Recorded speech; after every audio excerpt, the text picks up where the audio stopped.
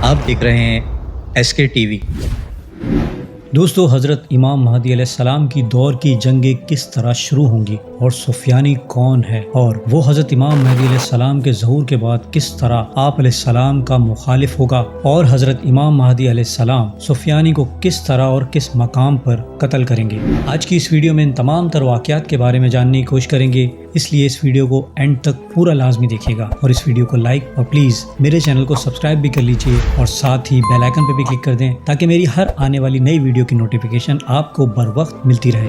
دوستو، سفیانی سے جنگ حضرت امام مہدی علیہ السلام کی پہلی جنگ ہوگی، جو اہل روم کی عہد شکنی کے سبب ہوگی۔ آپ صلی اللہ علیہ وسلم نے ارشاد فرمایا، تم جزیرۃ العرب پر چڑھائی کرو گے، اللہ تمہیں فتح دے گا۔ دوستو، سفیانی یہودیوں کا تیار کردہ ایک مسلم لیڈر ہوگا، جس کو عالمی میڈیا مسلمانوں کے ہیرو اور قائد کے طور پر پیش کرے گا، جیسا کہ ہم آج میڈیا میں دیکھتے ہیں کہ کچھ مسلمان لیڈروں کو ہیرو بنا کر قائد کے طور پر پیش کیا جاتا ہے۔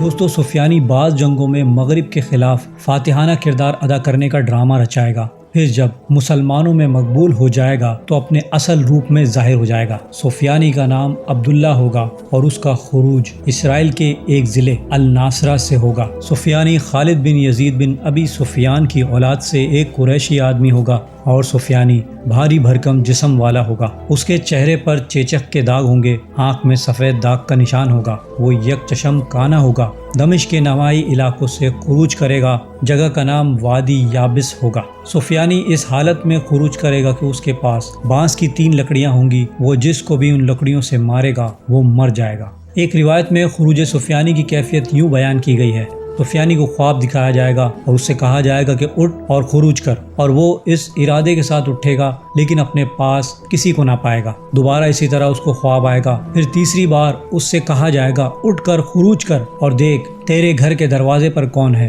چنانچہ وہ اٹھ کر دیکھے گا تو اس مرتبہ اپنے گھر کے دروازے پر 7 یا 9 افراد پائے گا، جن کے پاس جھنڈے ہوں گے، اور وہ اس سے کہیں گے کہ ہم تمہارے ساتھی ہیں۔ چنانچہ وہ ان کے ساتھ خروج کرے گا، اور وادی یابس کی بستی میں سے کچھ لوگ اس کے تابع ہو جائیں گے۔ ان کی سرکوبی اور جنگ کے لیے دمشق کا گورنر روانہ ہوگا۔ جو ہی اس کی نظر سفیانی کے جھنڈے پر پڑے گی وہ بھاگ جائے گا۔ ان دنوں دمشق کا گورنر بنو عباس کی طرف سے مقرر ہوگا۔ 300 سواروں کے ساتھ وہ دمشق میں داخل ہوگا۔ اس کے لشکر میں مسلسل اضافہ ہوتا جائے گا، حتیٰ کہ اس کا لشکر 30,000 تک ہو جائے گا۔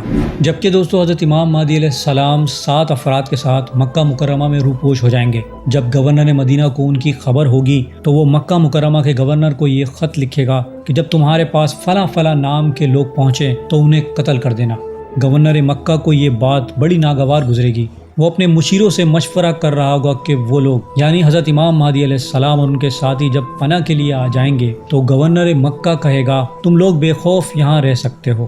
گورنر مکہ امام مہدی علیہ السلام اور ان کے ساتھیوں کو پناہ دینے کے بجائے نہ جانے کیا سوچ کر وہ گورنر 2 آدمیوں کو قتل کرنے کے لیے بندے بھیجے گا۔ چنانچہ ایک تو قتل ہو جائے گا جبکہ دوسرا بچ جائے گا۔ قتل ہونے والا شخص زکیہ ہوگا، جسے وہ لوگ حجر اسود اور مقام ابراہیم کے درمیان قتل کریں گے۔ اس وقت اللہ سبحانہ وتعالی اور تمام آسمان والوں کو اس دھوکے پر شدید غصہ آئے گا۔ جو شخص بچے گا وہ اپنے ساتھیوں کو بتائے گا کہ ان کے ساتھ دھوکہ ہوا ہے۔ چنانچہ وہ لوگ وہاں سے نکل کر طائف کے پہاڑوں پر پڑاؤ ڈالیں گے اور لوگوں کو جہاد کی ترغیب دیں گے۔ جب اہل مکہ کو پتہ چلے گا وہ ان سے جنگ کریں گے۔ یہ لوگ اہل مکہ کو شکست دے کر مکہ مکرمہ میں داخل ہو جائیں گے۔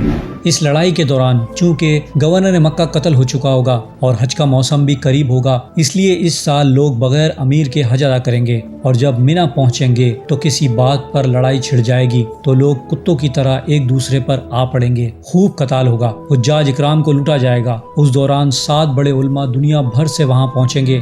ان میں سے ہر ایک کے ہاتھ پر 313 افراد نے بیعت کی ہوگی۔ وہ کہیں گے انہیں اس شخص کی تلاش ہے جس کے ہاتھ پر فتنے ختم ہوں گے۔ تو مکہ مکرمہ میں حجر اسود اور مقام ابراہیم کے درمیان وہ حضرت امام مہدی علیہ السلام کے ہاتھ پر بیعت کریں گے۔ اس کے بعد قسطنطنیہ فتح ہوگا۔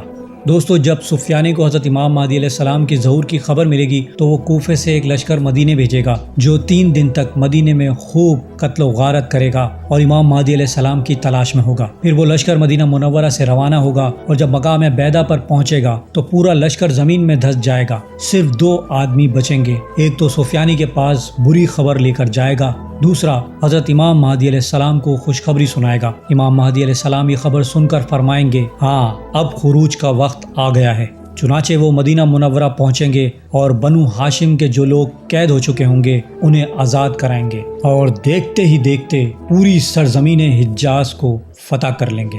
دوستو لشکر کے زمین میں دھسنے سے پہلے سفیانی روم پر غلبہ پائے گا، زمین میں ہر طرف فساد پھیلائے گا، عورتوں کے پیٹ چاک کر کے بچوں کو قتل کرے گا، ہر طرف قتل و غارت کرتا رہے گا، حتیٰ کہ ایک عورت سے دن کے وقت دمشق کی جامع مسجد میں شراب کی ایک مجلس میں بدکاری کرے گا۔ اسی طرح ایک عورت سفیانی کی ران پر بیٹھ جائے گی جبکہ وہ جامع مسجد دمشق کے محراب میں بیٹھا ہوگا۔ یہ دیکھ کر ایک غیرت مند مسلمان آگے بڑھ کر اسے روکے گا تو وہ اسے قتل کر دے گا، بلکہ جس نے بھی اس مسلمان کی تائید کی ہوگی سفیانی اس کو بھی قتل کر دے گا۔ اس کا لشکر بغداد میں 1 لاکھ افراد کو قتل کرے گا اور پھر وہ لشکر خراسان میں پہنچ جائے گا اور سفیانی کا ایک لشکر مدینہ منورہ کو روانہ ہو جائے گا اور اہل بیت کو بھی گرفتار کرے گا۔ وہ بنو ہاشم کے مردوں اور عورتوں کو بھی قتل کرے گا۔ سفیانی کو جب لشکر کے زمین میں دھسنے کی خبر ملے گی تو وہ غصے میں آ کر حضرت امام مہدی علیہ السلام سے مقابلے کے لیے ایک لشکر شام سے منگوائے گا۔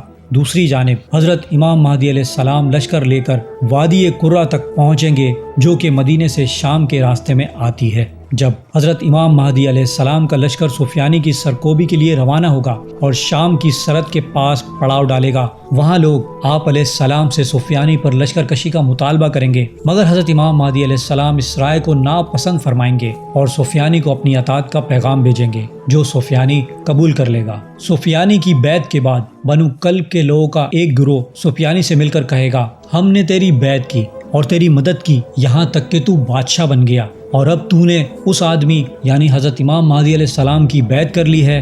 بنو کلب کے لوگ اس کو وعدہ توڑنے پر اکسائیں گے، لہٰذا سفیانی بیعت کے 3 سال بعد عہد توڑ ڈالے گا، اور جب حضرت امام مہدی علیہ السلام کو اس کی خبر ہوگی تو وہ سفیانی کے ساتھ لشکر کشی کریں گے۔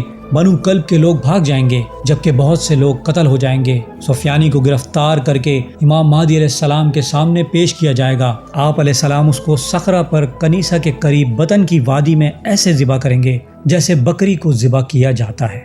دوستو سفیانی کی حکومت اور سفیانی کا حکم شام و مصر کے اطراف میں چلے گا، اور اس کی مدت حکومت کے بارے میں روایت ہے کہ وہ 3.5 سال حکومت کرے گا، اور ایک روایت میں یہ ہے کہ اس کی حکومت کی مدت 19 یا 17 ماہ ہوگی۔ سفیانی کے قتل کے بعد اسلام کو استحکام حاصل ہوگا اور زمین کے تمام حکمران حضرت امام مہدی علیہ السلام کی اطاعت قبول کر لیں گے۔ پھر وہ ہندوستان کے لیے ایک لشکر بھیجیں گے اور ہندوستان فتح ہوگا اور آپ علیہ السلام کی حکومت پوری دنیا میں قائم ہو جائے گی۔